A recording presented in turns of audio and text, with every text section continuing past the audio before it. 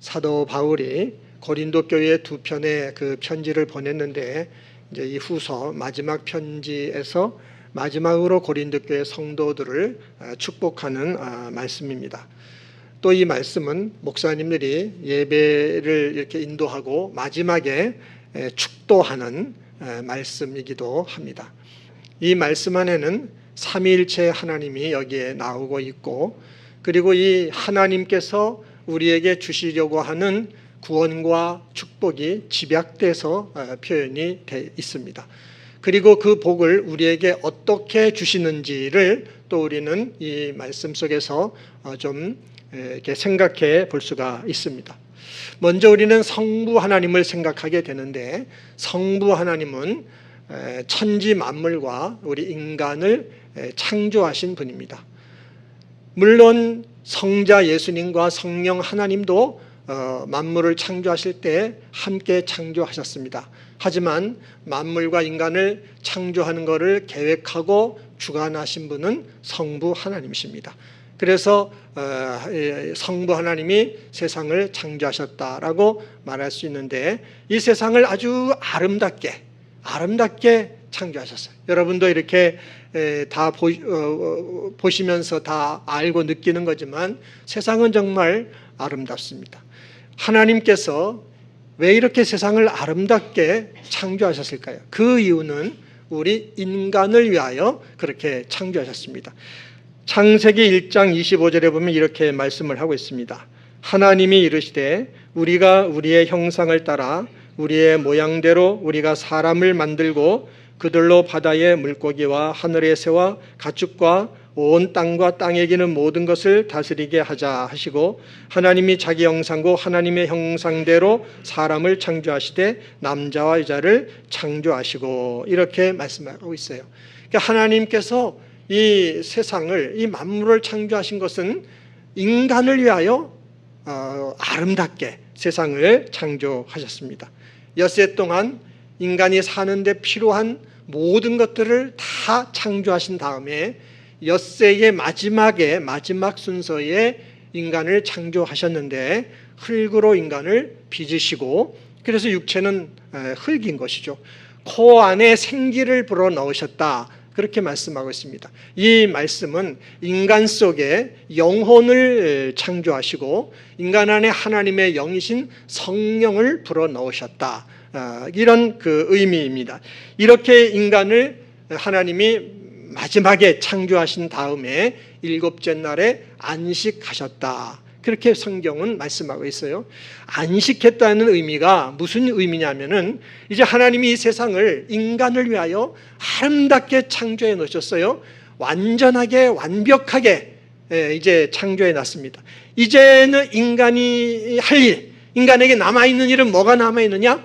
하나님을 만나는 일, 그리고 하나님과 교제하는 일, 하나님이 주시는 복을 받는 것만 남아있게 되었다.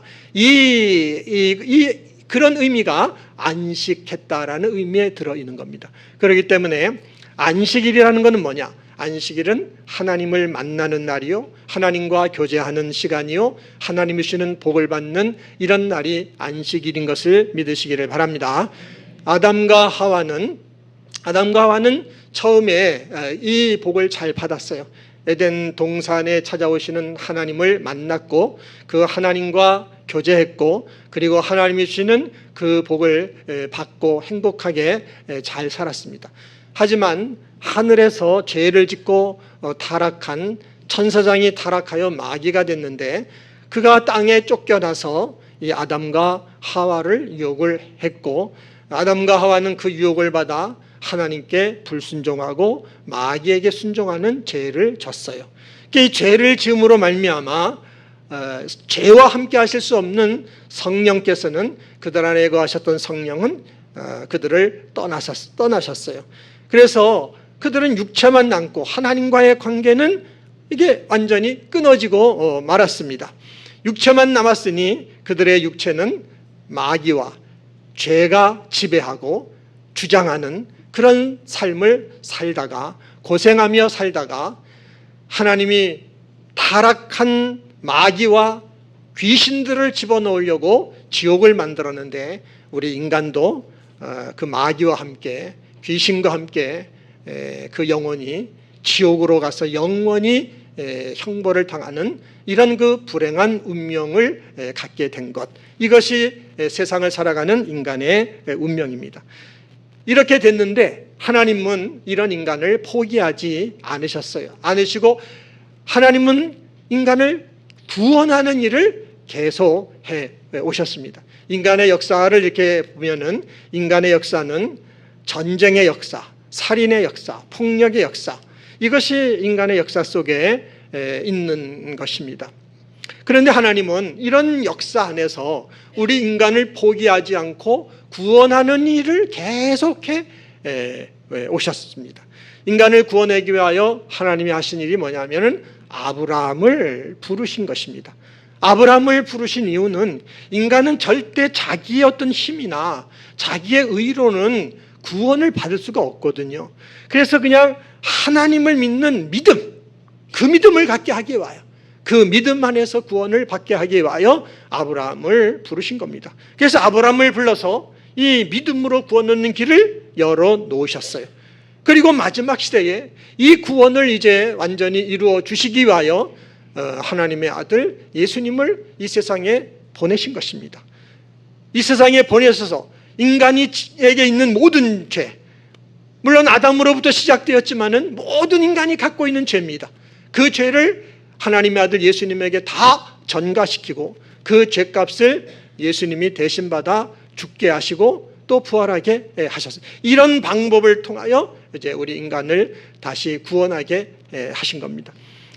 하나님이 그렇게 구원하시려고 하나님이 그 방법을 사용하신 겁니다. 이 예수님께서 죽으신 거는 날 위해 죽었고 날 위해 부활하셨다는 예수님을 믿게 된다면 누구나 다 구원받도록 그 믿음 안에 구원받게 하셨습니다.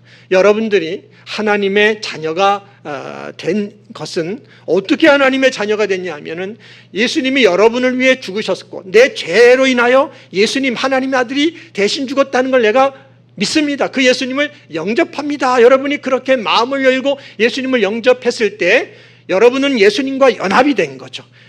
그 예수님과 연합이 된 것은 예수님이 십자가에 죽으시는 죽음과도 연합이 돼서 죽음 속에서 여러분들도 예수님과 함께 죽은 것이 된 것이고, 그 다음에 죽으신 예수님, 무덤에 묻힌 예수님에게 성령이 오셔서 예수님을 부활하게 하신 것처럼 예수님과 함께 죽어있는 여러분에게도 성령이 오셔서 그 영혼이 하나님을 알지 못하고 죽어있는 상태에 있었는데, 죽었다는 건 소멸됐다는 게 아니라 하나님을 알지 못하게 돼 있다는 얘기예요, 영혼이. 그런데 성령이 오셔서 다시 이 영혼을, 여러분들이 이 영혼을 살려주심으로 말미암아 하나님의 자녀가 되었다는 사실을 믿으시기를 바랍니다. 이렇게 해서 여러분들이 하나님 자녀가 된 거예요. 근데 어떤 사람들은 이런 질문을 해요. 아니 목사님, 하나님은 창조주시고 전능하신 분이고 못할 것이 없는 그런 분이라고 한다면, 하나님이 인간을 죄에서 구원하시려고 하면 하나님이 다 하시면 되지, 왜 그 예수님을 세상에 보내시고 거기에 또 성령을 보내주시고 왜 이렇게 하나님은 헷갈리게 삼위일체로 이렇게 일하셔야 되는 겁니까? 여러분, 하나님은 삼위일체이시니까 우리가 좀 이렇게 이해가 안 되는 그런 면도 있지 않습니까? 근데 이렇게 이제 질문을 하는 분들도 있을 수가 있어요. 근데 여러분, 하나님이 그 아들 예수님을 이 세상에 보내신 이유는 그것도 우리를 위하여, 인간을 위하여 그렇게 보내실 수밖에 없었던 것입니다. 죄 가운데 사는 우리, 죄를 짓고 하나님과 관계가 단절된 인간은 하나님을 알 수가 없어요. 육신으로 살아가는 인간이 영이신 하나님을 어떻게 알 수 있어요? 몰라요. 모르니까 사람들이 구원이 필요한 건 느끼는데 하나님이 구원해 준다는 것은 아니까 이게 하나님이지 저게 하나님, 돌을 믿기도 하고 나무를 믿기도 하고 뭐 다른 종교들은 온갖 자기들의 교주를 하나님으로 믿지 않습니까? 그게 하나님이라고 그렇게 믿는 거죠. 하나님이 누군지를 모르니까, 죄 가운데 있는 인간이 육으로 사는 인간이기 때문에 하나님을 모르니까 이런 현상이 나타나는 거죠. 그래서 하나님은 그 하나님을 확실하게 알게 하고 확실하게 믿어서 구원받게 하려고 예수 그리스도를 우리와 똑같은 인간의 몸을 입고 이 땅에 오게 하셨다라는 사실을 믿으시기를 바랍니다. 육신의 몸을 입고 이 땅에 오셔서 확실하게 하나님을 보여주시고 확실하게 하나님을 믿어 구원받으라고 하는 겁니다. 이런 뜻이 있는 것이고요. 또 하나는 죄 가운데 사는 인간은 하나님을 직접 볼 수도 없고 그 하나님의 음성을 직접 들을 수도 없어요. 만약에 그 하나님을 직접 본다든지 하나님의 음성을 직접 듣는다, 그런 일이 생기면 인간은 그 자리에서 즉사하고 말아요. 인간은 살 수가 없어요. 이거는 마치 뭐와 같으냐 하면 깜깜한 어둠 속에 불을 딱 켜면 빛이 들어오면 어둠이 싹 없어져 버리는 것과 같다라고 말할 수가 있어요. 인간은, 죄 가운데 있는 인간은 그 영광과 권능 가운데 계시는 거룩하신 하나님을 못 봐요. 모세도 못 봤어요. 그 음성을 직접 들을 수도 없어요. 그래서 인간에게는 중보자가 필요한 것입니다. 구약에 보면 이스라엘 백성들을 하나님이 선택해서 하나님 백성으로 삼으셨지만 그 이스라엘 백성들은 직접 하나님의 음성을 들을 수가 없었어요. 하나님의 우레와 번개와 큰 음성으로 말씀하시니까 백성들이 막 겁이 나가지고 우리가 직접 하나님의 음성을 듣지 않게 해주세요. 당신이 들어서 전해주세요. 그래서 모세가 중보자 역할을 했어요. 그리고 나와 같은 선지자를 세울 거다고 말씀했습니다. 예수님은 하나님과 인간 사이를 중보하실 수밖에 없기 때문에 그 중보자의 역할을 해주셔야 되기 때문에 예수님 이 땅에 오셨다는 사실을 믿으시기를 바랍니다. 그래서 예수님 이 땅에 오셔서 우리 인간의 모든 죄를 담당하고 십자가에 대신 죽어주심으로 죄 문제를 해결해 주셨고 우리가 예수의 이름으로 예수님 안에 하나님께 나아가 이런 구원의 자리에 이르는 그런 축복을 받게 됐다는 것을 믿으시기를 바랍니다. 그러면 예수님께서 세상에 오셔서 인간의 죄를 다 해결해 주셨다면 그러면 된 거지. 인간을 구원해 주셨으면 된 거지. 왜 성령을 보내주신다고 하고 왜 우리는 또 성령을 받아야 되는 겁니까? 또 이런 또 질문을 한단 말이죠. 여러분, 성령을 보내주시고 성령을 우리가 받아야 되는 것도 우리를 위하여 하나님은 그렇게 해 주신 겁니다. 모든 것을 인간을 위하여 그렇게 해 주신 겁니다. 한번 생각해 보세요. 예수님이 땅에 오셔서 우리의 죄짐을 다 대신 짊어지고 십자가에 죽으셔서 죄값을 다 치러 주셨어요. 부활하셔서 다 해결해 주셨어요. 우리는 죄사함 받았습니다. 인간의 모든 문제가 다 어디서부터 나옵니까? 죄로부터 오잖아요. 죄로부터 염려 걱정도 오고 죄로부터 원망 불평도 나오고 죄로부터 마음의 불안 두려움도 오고 그 죄로부터 기쁨도 잃어버리고 죄로부터 행복도 잃어버리고 다 말이죠. 인간의 불행은 다 죄로부터 오는 거죠. 이 죄 문제를 해결해 주셨기 때문에 인간의 문제를 다 해결해 주셨습니다. 그럼 다 된 겁니까? 아닙니다. 다 된 것이 아니에요. 예수님이 구원해 주셨으면, 예수님이 구원자면, 구원해 주신 예수님이 저와 여러분 안에 들어오셔서 예수님의 구원이 정말 나의 소유가 되고 내 소유가 돼서 내가 실제로 이거를 누릴 수 있게 되어야, 그래야 내 것이 될 수가 있는 거죠. 지난주에 말씀을 드린 것처럼 인천 앞바다에 사이다가 떠 있어도 그건 여러분 것이 아니에요. 여러분이 가서 떠서 먹어야 그래야 여러분 것이 될 수 있는 것입니다. 예수님께서 여러분을 죄에서 다 구원해 주셨어요. 예수님이 육신의 그 몸을, 그 죄 없는 흠 없는 그 예수님의 거룩한 몸을 십자가의 영원한 속죄 제물로 드려서 영원한 속죄를 이루셔서 여러분들이 죄 사함 받게 해 주셨습니다. 죄에서 구원받고 이런 그 하나님 자녀가 되는 길을 열어 주셨습니다. 그런데 그 예수님이 여러분 안에 들어오셔야 돼. 여러분 안에 들어오셔서 예수님이 주신 구원이 여러분의 소유가 되고 여러분 것이 되게 취해야 되는데 그거는 안 된다는 얘기예요. 왜 안 되겠어요? 예수님은 몸을 갖고 계신 분이기 때문에 그래요. 사람으로 이 땅에 오신 분이기 때문에 그렇습니다. 부활하신 예수님은 신령한 몸을 갖고 있긴 했지만 신령한 몸도 몸이에요. 여러분 생각해 보세요. 이 몸뚱아리가 여러분 안에 들어갈 수 있어요, 없어요? 있어요, 없어요? 못 들어가잖아요. 몸뚱아리는 여러분 안에 들어갈 수가 없어요. 예수님께서 저나 여러분 안에 들어오셔서 예수님이 우리의 구원자가 되시고 예수님의 구원이 나의 구원이 돼서 내가 그걸 소유하고 누리게 해주려면 몸을 벗으셔야 돼요. 육신을 벗으시고 영으로 들어오셔야 되는 것입니다. 여러분, 예수님의 공생의 사역은 늘 성령 안에서 하시는 그 사역이었어요. 성령을 받으시고 성령이 이끄시는 대로 행하신 사역이었어요. 그리고 예수님은 제자들한테 내가 십자가에 죽고 죽지만은 부활할 것이고 너희에게 포에서 성령을 보내줄 것이라고 약속을 하셨습니다. 그리고 진짜 예수님 말씀하신 대로 부활하신 예수님은 하늘로 승천해 가시고 아버지 하나님으로부터 성령을 받아 이 땅에 보내주신 줄 믿습니다.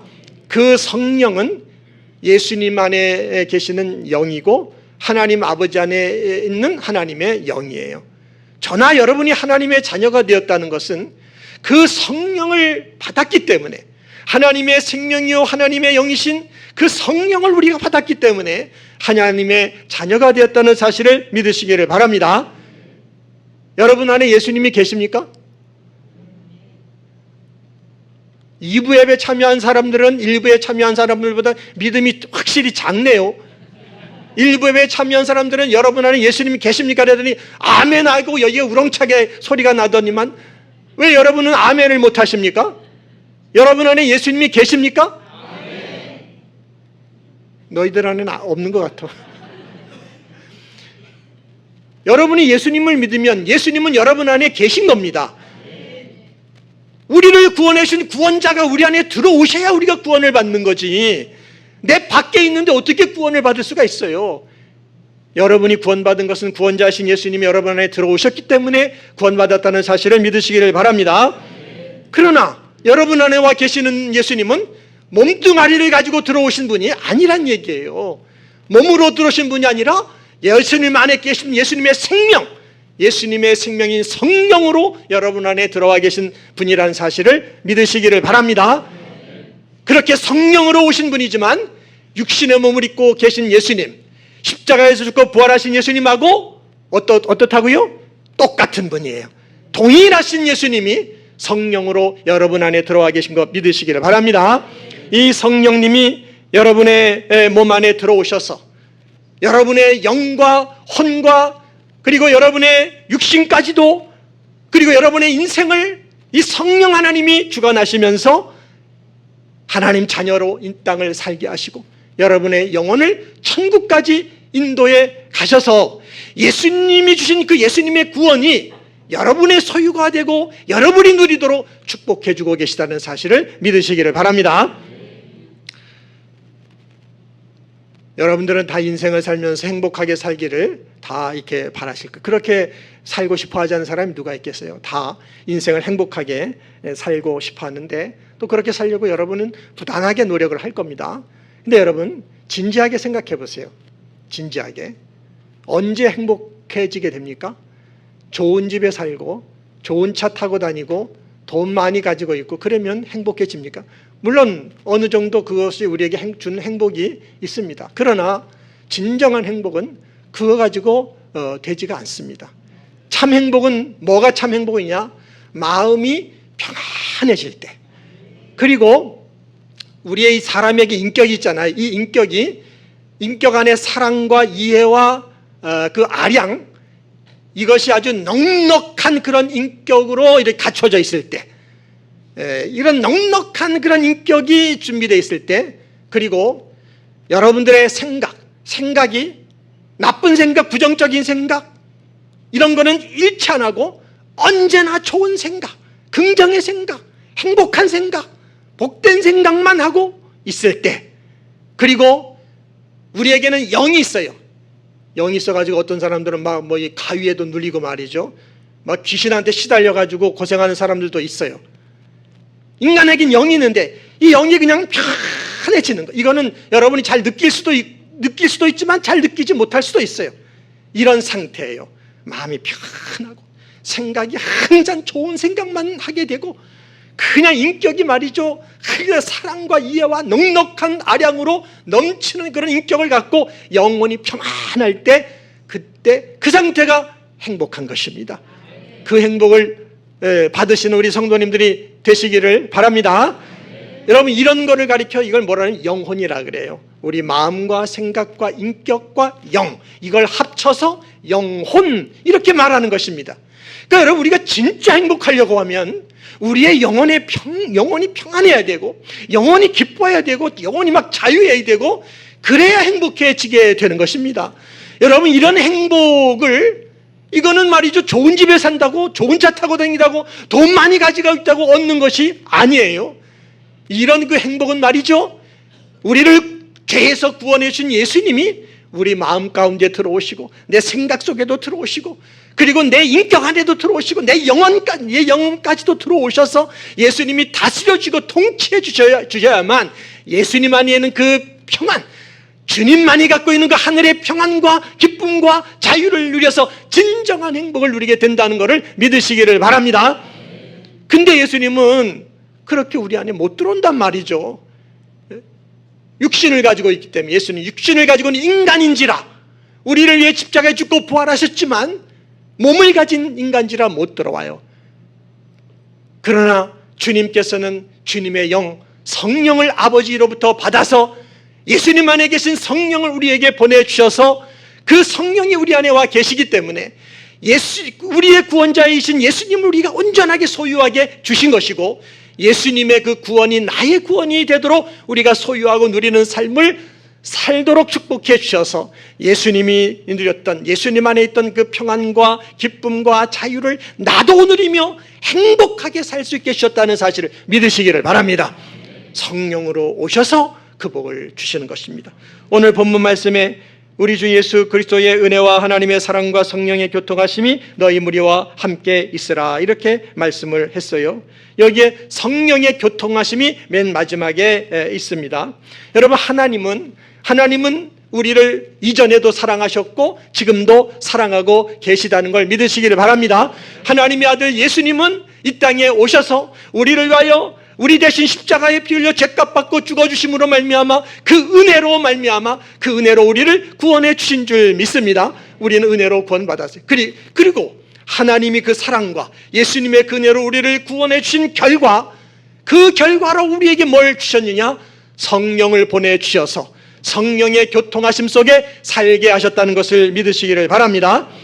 그렇기 때문에 여러분들은 예배가 끝난다 할지라도 성령님과의 교통을 계속 이어나가셔야 되는 것입니다. 여러분들의 예배는 여기서 끝나는 게 예배가 아니에요. 이거는 그냥 예배의 시작일 뿐이에요. 여러분들은 여러분 안에 거하시는 성령님과의 교통과 교제를 집에 가서도 하셔야 되고 일터에 가셔도 해야 되고 길을 가면서도 그 교제를 해야 되고 차를 운전하고 가면서도 해야 되고 잠을 자면서도 성령님과의 교통을 여러분들은 하면서 사는 그 사람이 그렇게 여러분이 살아갈 때 여러분이 진정한 하나님 자녀의 삶을 살게 된다는 것을 믿으시기를 바랍니다. 그게 진짜 예배예요. 여러분의 삶 속에서 여러분과 함께 하시는 성령 하나님과 교통하고 친교하고 교제하고 그러며 사는 것 그게 진정한 예배예요. 여러분이 주일에 예배를 드렸다고 나 예배 드렸어 라고 말하지 마세요. 여러분의 삶 속에서 성령님과의 교통과 교제 안에 그 삶을 살아가지 않는다면 여러분은 진정한 예배자가 아니에요. 저도 진정한 예배자이지 않을 때가 많아. 여러분도 말할 거예요. 그러나 이거를 우리는 더 변화시켜 나가야 됩니다. 여러분이 성령님과의 교통 속에 살아가면 그러면 여러분의 마음과 생각과 인격과 영 안에 성령이 주시는 그 평강과 기쁨과 자유가 충만해서 참된 행복을 누리는 삶을 살아가게 되는 줄 믿습니다. 그런데 이런 일들이 그냥 저절로 일어나는 것이 아니에요. 여러분들이 가만히 있는데 성령님께서 이렇게 여러분에게 이렇게 역사하시는 것은 아니에요. 더군다나 여러분들이 하나님에 대해서 특별히 여러분과 함께 하시는 성령 하나님에 대해서 또 하나님의 말씀 앞에 여러분의 마음을 콱 닫고 말이죠. 여러분의 입술을 콱 닫고 마음 문을 탁 닫고 있으면 절대 그런 일들은 일어나지 않습니다. 여러분은 예수님을 영접하여 하나님 자녀가 됐는데 그것은 예수님의 생명의 영이신 성령이 여러분 가운데 오셨기 때문에 자녀가 됐는데 그 성령님은 여러분들이 성령님을 인격적으로 대해주기를 원하시는 거죠. 성령님이 계신데도 무시하고 없는 것처럼 외면하고 여러분들이 주인 돼서 여러분의 생각대로 살아가고 여러분의 욕심대로 여러분의 정욕대로 살아가는 그거를 성령님은 바라보시며 안타까워 하십니다. 성령께서 여러분 가운데 계시는 것을 인정하시고 성령님을 인격적으로 대해주기를 원하시는 거죠. 여러분들이 여러분 안에 성령 하나님이 함께 계신 걸 믿고 성령님께 말을 걸면 성령님도 여러분에게 반응을 보여주세요. 내가 성령님을 사랑합니다 라고 여러분이 어린아이처럼 고백하면 나도 너를 사랑해 라고 여러분에게 말씀해 주시는 거죠. 여러분의 인생의 문제를 맡기면 걱정하지 마라, 내가 이 문제를 다 돌보고 해결해 줄 거야, 성령님도 여러분에게 말씀해 주시는 겁니다. 여러분이 가난할 때, 병들 때 그것을 성령님께 이거 다 맡깁니다. 나는 못해요, 성령님 치료해 주세요 라고 맡기면 두려워하지 말라, 내가 너를 치료해 줄 것이다 말씀해 주시는 것입니다. 이거는 말이죠, 여러분이 그냥 있을 때 되는 게 아니야. 여러분이 더군다나 마음의 문을 콱 닫고 있을 때 절대 이런 일은 안 일어나요.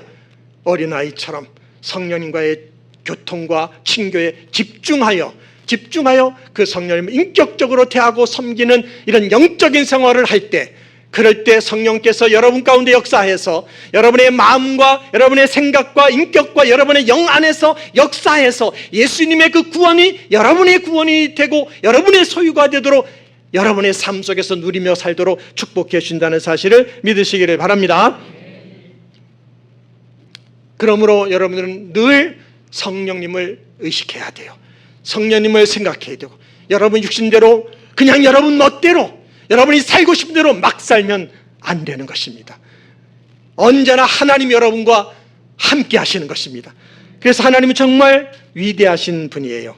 인간을 위하여 세상을 아름답게 창조하신 것도, 신비하고 놀랍게 창조하신 것도, 이것도 놀라운 것이고요, 독생자 예수님을 세상에 보내셔서 우리의 죄를 담당하시고 구원해 주신 것도 놀라운 것이고, 더 놀라운 것은 하나님께서 성령으로 오셔서 우리 마음과 생각과 인격과 나의 영안에까지 들어오셔서 우리를 다스리고 통치하시며 예수님이 주신 구원이 내 소유가 되고 내 것이 되도록 이렇게 누리게 해주셔서 온전히 예수님을 소유하고, 구원자이신 예수님을 내가 소유하고 예수님과 하나가 되어 하나님 아버지와 하나가 되어 살아가도록 축복해 주시니 하나님이 너무너무 놀라우신 하나님이시라고 하는 것입니다.